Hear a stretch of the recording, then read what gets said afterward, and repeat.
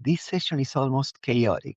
There is a dialogue between Lacan and Jean Hippolyte about the optical apparatus. Then there is a presentation about Freud's article, which is in itself a very complex article about the meta-psychology of dreams, what happens in our psychical apparatus when we're dreaming. To make things more complicated, this discussion that Lacan and Hippolyte are having at the beginning, and some other things that Lacan says later in the lecture, presuppose a reading of Hegel. Before we start with Lacan's seminar, I need to take the tour. So, who was Hegel? Georg Wilhelm Friedrich Hegel was a German philosopher. He wrote at the beginning of the 19th century. Many people consider him like the hardest philosopher to read in the whole Western tradition. Very dense, very abstract, huge sentences. But what we need to know to be able to understand what Lacan is saying about him is, first of all, not the whole work by Hegel, but especially one book, which is called The Phenomenology of Spirit. In German is the Phänomenologie des Geistes. In English, Phenomenology of Spirit, in the most common translations. Sometimes this German word, Geist, sometimes is translated as spirit, sometimes as mind. So there are some translations of this word that the title is Phenomenology of Mind. The word phenomenology here means simply how things appear. The book, Phenomenology of Spirit, describes something that we can call the journey of consciousness. So from the simplest way a consciousness can exist, which is, for example, sense certainty, I see colors, I touch the world, I have like this immediate sensation of the world. Hegel goes with this journey of consciousness through different shapes, figures. In German is Gestalten of consciousness in this long journey up to absolute knowledge. So it's a kind of coming of age novel, but the hero here is not a person, it's consciousness itself, philosophical consciousness itself. About Hegel, for now, this is all we're going to say. German philosopher, 1770 to 1831, of cholera, very difficult books. And The Phenomenology of Spirit is a book from 1807, and it's a book about how spirit or human mind develops, grows up. There is also something that we need to say about Lacan's relationship to Hegel, because Lacan read Hegel in a very specific context. His teacher was a philosopher, very famous, extremely famous, at least in the French world, called Alexander Koyev. Koyev was a Russian emigre, born like more or less same age as Lacan, born in 1902. But because of the political turmoil in Russia, he ended up in Paris, so he was an expat. And between 1933 and 1939, he gave a seminar on this book, Hegel's Phenomenology of Spirit, in one of the prestigious French universities, the École Pratique d'Haute Études. For many years, Lacan went every week to this university, a small room, maybe 15 people, and Koyev was teaching Hegel. And in the room, this is anecdote, but I think speaks a little bit about the intellectual atmosphere Lacan was in. I don't know if you're familiar with French philosophy and literature, but his fellow students were Georges Bataille, Maurice Merleau-Ponty, André Breton, Roger Caillois. Maybe some of these names ring familiar for you, but in the French intellectual world, these are heavyweights. How was it possible that they had like these bright minds all in the same room for these years studying Hegel with Koyev, a Russian explaining Hegel line by line to these French intellectuals? Koyev didn't write a book about this, but there was one of his students called Queneau that he gathered Koyev's notes, and also he took notes at class and published them in a book that is translated into English. It's an introduction to the reading of Hegel. This is a nice book to read, and this is not that difficult. It's not like reading Hegel. It's a more accessible explanation. And this will sound maybe familiar to you because this is one of the most famous Hegel's concepts. The famous concept is the master and slave dialectic. Have you heard about this before? So the master and slave dialectic, or the struggle of the master and the slave, is a concept that Hegel develops in the phenomenology of spirit. And when Koyev is teaching Hegel to these French intellectuals, he's focusing on this aspect precisely. He talks about other parts of the book, but mainly his main focus is the master and slave dialectics. Is this an expression that you heard before at all? Lacan, in this lecture, mentions Hegel a couple of times. Again, this is maybe more like a scholarly interest, but I think you should be warned that he's not talking about Hegel in general. It's not the same Hegel that if you go to a philosophy department, you will find. Hegel through the lens of Koyev. Hegel as read by Koyev, not the standard Hegel. And this Hegel that Lacan is talking about is a very dramatic Hegel, talking about the struggle to death between the master and the slave. If you read the pages we had for today, at the beginning, there is this conversation between Jean Hippolyte, who is one of Lacan's students, and Lacan. And they're talking about the optical experiment. Like Hippolyte has doubts about this machine we were describing the other day. But who is this guy? Who is Jean Hippolyte? Jean Hippolyte is probably the most prominent Hegel scholar in France. So the guy Lacan is talking to that is asking these questions about the real and the symbolic and the imaginary and the apparatus is actually the translator of Hegel into French. And he not only translated it, but also wrote works about Hegel. This is just to give you an idea that Hegel, the philosopher, is like very important in today's lecture. I'm sorry if some of you speak German. I will pronounce these words the best I can, but they're on screen. I think you can read it.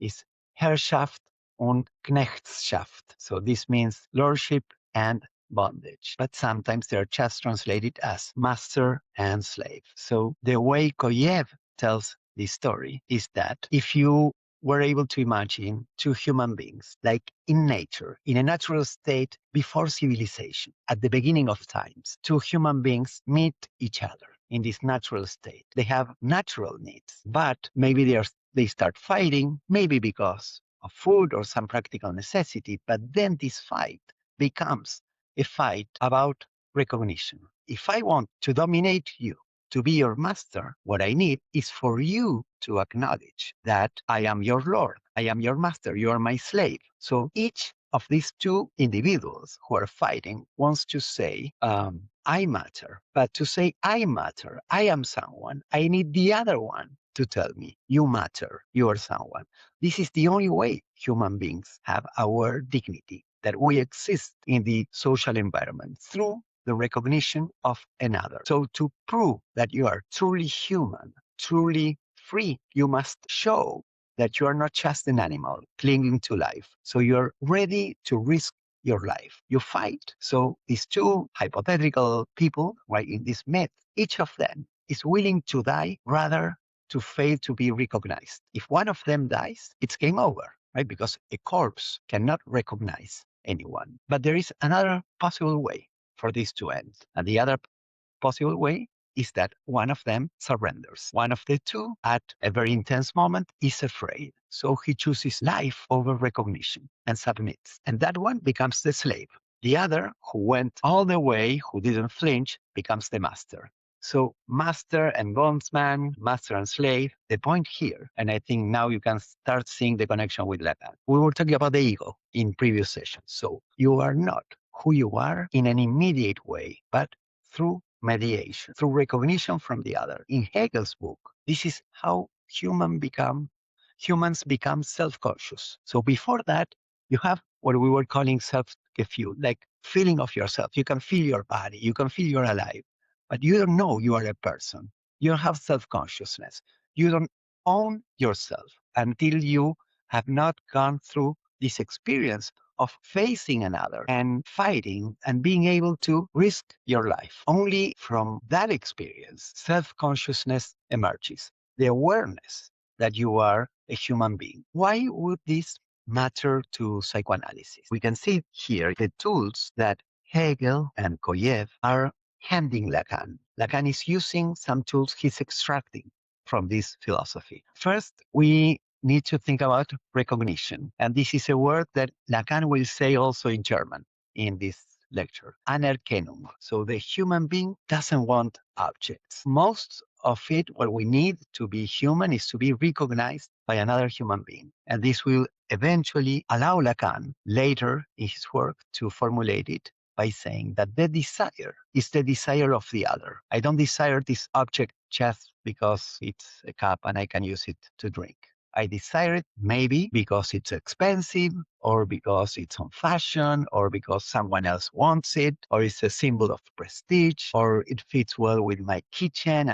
My desire is mediated by the other. It's not an immediate relation between me and the thing. Second, very important Hegelian concept is negativity. To be human is to negate. We see this in the example of this fight.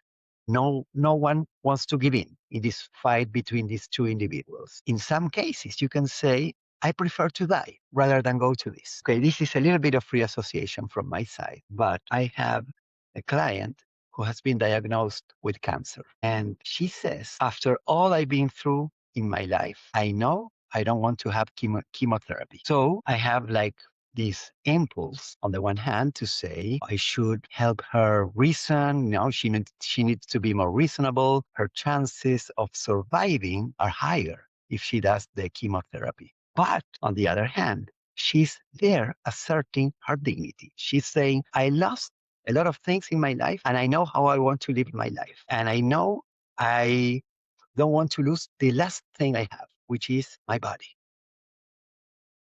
I think it's an example in a different way of this Hegelian concept of negativity. She's ready to negate her physical existence, her bodily existence, because she doesn't want to disappear in some other sense, in terms of her human dignity. In Hegel's example, it's when these two people are fighting that one is able to say, I don't care if I die, I will not give in. So they're able to negate their own animal life in this struggle to the death. They're ready to negate themselves. You can think about examples. When you're really angry, you say, doesn't matter what you do to me, I will not give in, I will not surrender. Our dignity is based on this ability to negate ourselves. But in a way, we're able to do this because we're nothing. We are a lack, or this negativity, this restlessness. We're not a thing. We're just this pure activity. So we have this element, I was saying, of recognition, second, negativity, and third, death. And here Lacan will make a connection between Hegel and Freud's death drive, because death is at the core of this whole story of the fight between the master and the slave. When we talk about Lacan, we'll be able to make the connection in a clear way. But this willingness to die and the possibility that in order to exist, I need to risk everything, even my own life. Okay, so let's start with Lacan. Sometimes I get very upset with this book when it's unnecessarily complicated, but I think this start of the lecture is pure genius. This is the parts I love. So it's a casual conversation, and he's talking about a philosopher called Alain, and he says, it was Alain who pointed out that no one counts the number of columns in his mental image of the Pantheon, which I would have liked to have answered him, except the architect of the Pantheons. No one counts the number of columns in his mental image of this building, except, Lacan says, the architect. So this that appears as a casual commentary is just a beautiful example, a beautiful illustration of the difference between the imaginary and the symbolic. The imaginary, when you're imagining a building, you don't need to know exactly how many windows or how many columns. You have a general blurred image, more or less, right? But if you're operating symbolically, if you're saying, what's the plan to build this building, then you need to have like a more exact formulation. These last weeks that we worked with the optical machine, you remember that had the concave mirror, the hidden bouquet, the flat mirror, that depending how you tilt this mirror, you can see yourself whole in this reflection or not, or sometimes things are not coordinated. So in this lecture, Hippolyte, the Hegelian, is pressing Lacan, asking questions on exactly how this machine works. And it's these questions that take Lacan to Hegel and death and the law. You remember that we were giving examples of animals, and we were saying that the way the animal works is like the machine in the simplest setting. For the animal, you only need the concave mirror, because the concave mirror is the metaphor for this illusion that what you see reflected in a curved mirror that makes an object appear as if it were in this room. Um, and Lacan compares this with how animals react. The animal has an inner image. For example, the female fish has an inner image of the male fish, and when the Tiddleback has this change of colors in his belly, this triggers a sexual behavior in the female. So the inner image and the outer world click together, right? It's like the perfect counterpart. He again uses German words, the inner picture that the animal has, and you can see lots of examples of this in the internet. I love the videos of birds doing these courtship dances. I don't know if you've seen those. So there is an inner picture. This is programmed by instinct. So the inner picture is the Innenbild and has to match something that is external out there. The German word Lacan uses for this is the Gegenbild. So Bild is picture, one is internal, innen, the other one is like objective out there, Gegen.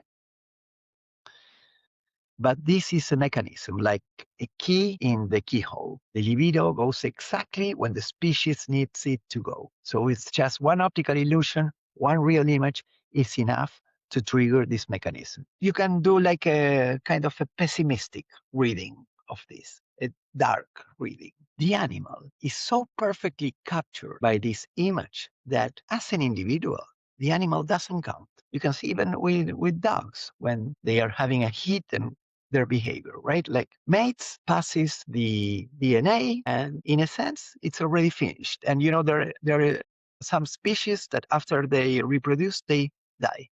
Like their whole function in the natural cycle is complete. And so Lacan says this in a kind of Hegelian formulation. Lacan says the individual is already dead in relation to the eternal life of the species. The individual is already dead. And this is, again, based on Freud. Freud is saying this, that we as individuals disappear in this chain of reproduction and generations. We are here just to perpetuate the species. So the individual is already dead. The animal serves the type and is discarded. So even at the simplest level, death is already present. And now Lacan will ask what happened if it's not an animal, but a human being. So let's read this complex quote by Lacan first. Desire is essentially a negativity introduced at a point in time which is not especially primary, but which is crucial, a turning point. Desire is first grasped in the other and in the most confused form. So desire, first of all, is not something positive. We desire what we don't have, what we lack. So desire is a negativity. They tell you you cannot do this, immediately you want this that you were forbidden to have. This is one of the central myths of culture, of Western tradition. The Garden of Eden. How does the story start? God saying, you can eat whatever fruit you want, whatever fruit you want in this whole garden is yours. But from this tree, you will not eat. What do? We want to go to that tree. This is human desire, negativity. We desire what we don't have. You can think about how many children's stories have this starting point. You cannot enter this room. You cannot cut your hair. You cannot do this. And this, of course, always ends up happening. We don't find desire in ourselves. It's not an intrinsic property, our desire. Desire is found in the other. The child wants the toy because the other child wants the same toy. Here we have from the very beginning rivalry, competition, jealousy. My desire is borrowed from the other's desire. And when he's saying it's not especially primary, he's meaning this. This is constituted in this dialectic between people, different from biological need, different from hunger. Now, Lacan also says this. It is insofar as he recognizes his desire in the body of the other that the exchange takes place. Only insofar as one recognizes one's desire in the body of the other, the exchange takes place. So, what this means is that I recognize my own desire, not internally in my body, but I assimilate myself to someone else. But who is this another person? This is another body. This is um, there is this experiential aspect to it. It's not just an idea, it's not just a concept. You need to face other people existing in your same space in this kind of conflict. And through them, you know that you yourself have a body, right? Because you see yourself in the other person. You identify with the other person. You compete. The other person is your mirror.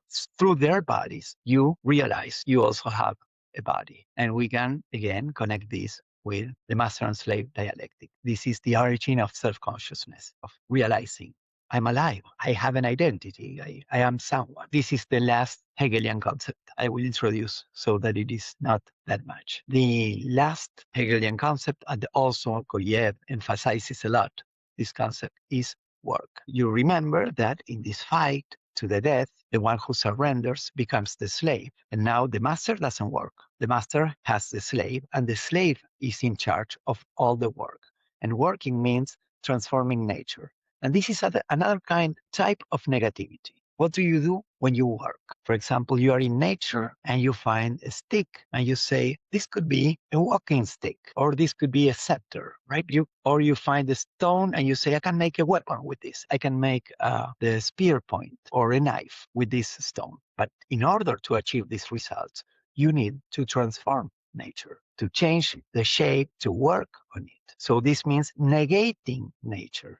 We're not animals just consuming fruits or just catching prey according to our instinct. We are humans, and this is a concept developed by Hegel. Also, Marx, of course, Karl Marx developed this concept a lot, and Koyev is taking all this, that we have the negativity of the fight, the negativity of self-negation, of death, and the negativity of work. When we work, we transform the world by negating it, by saying, this is not a stone. This is actually a knife. This is not an accident of nature.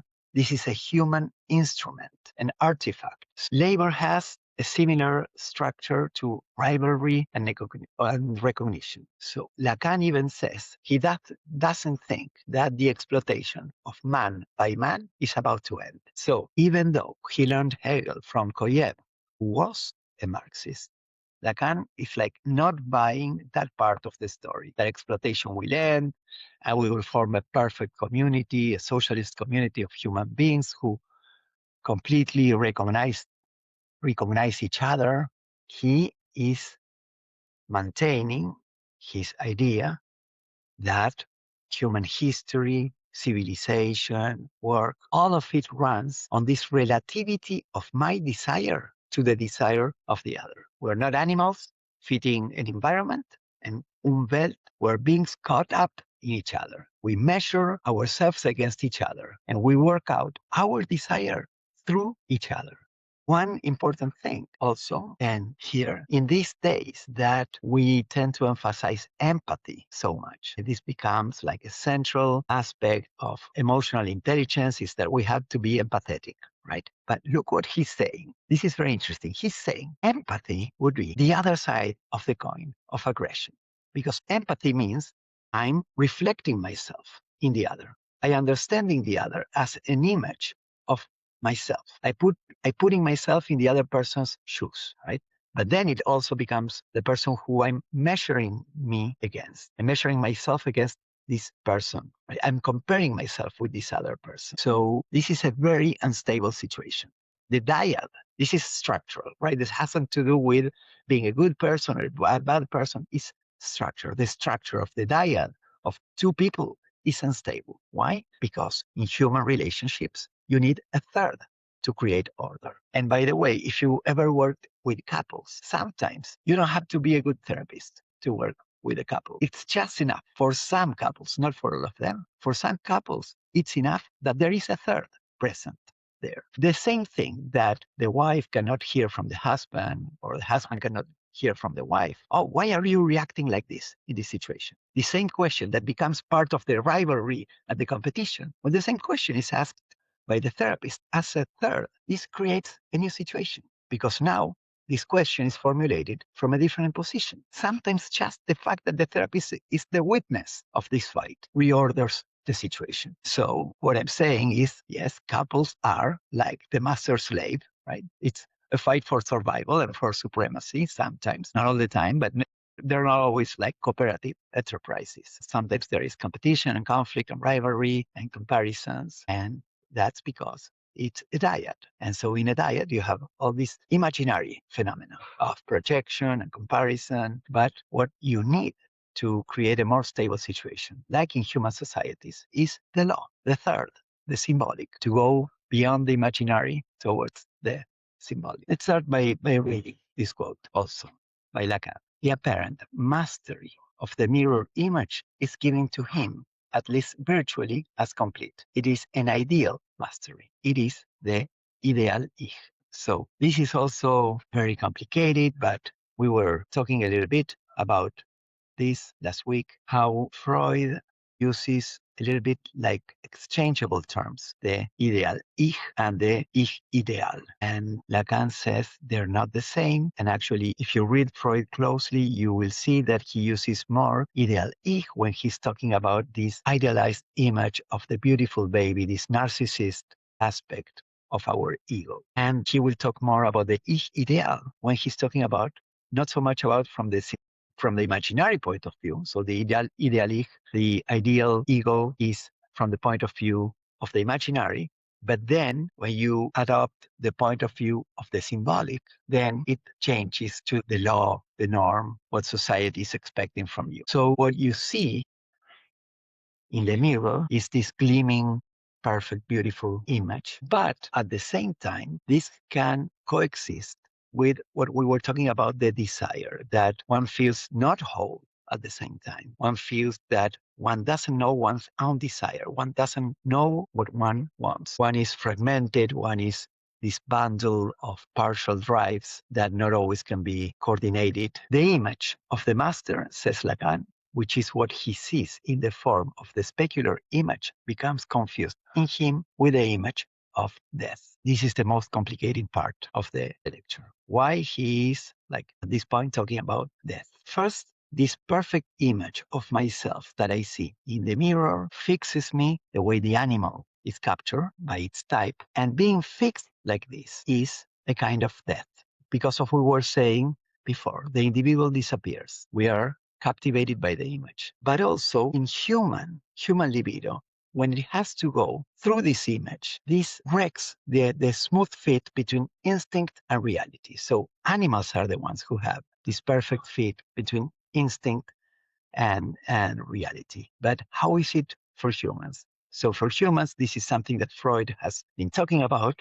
We are born premature. We're born unfinished. The human infant is helpless, uncoordinated. You see a horse being born, and in a few hours, the horse is standing, and many animals, the parents don't even need to take care of the breed. But for humans, for like an absurdly long time, the nervous system is not even complete at birth, and our desire matures before we can act on it. So from the start in humans, there is an inadequacy, a gap. And that, how do you close this gap? Through the image of the other. So what we see in the mirror is a complete image. So it's the master, it's the absolute master. And Lacan says, this is also death. Here comes the sentence when Lacan then says that love is a form of suicide. The other one is the master, and I don't exist. So it has to do what we were seeing about narcissism, but it has to do also with the fact that if the image in the mirror is complete and is perfect, then this image is also revealing how fragile I am, how uncoordinated, how dependent of the other I am. It's revealing the lack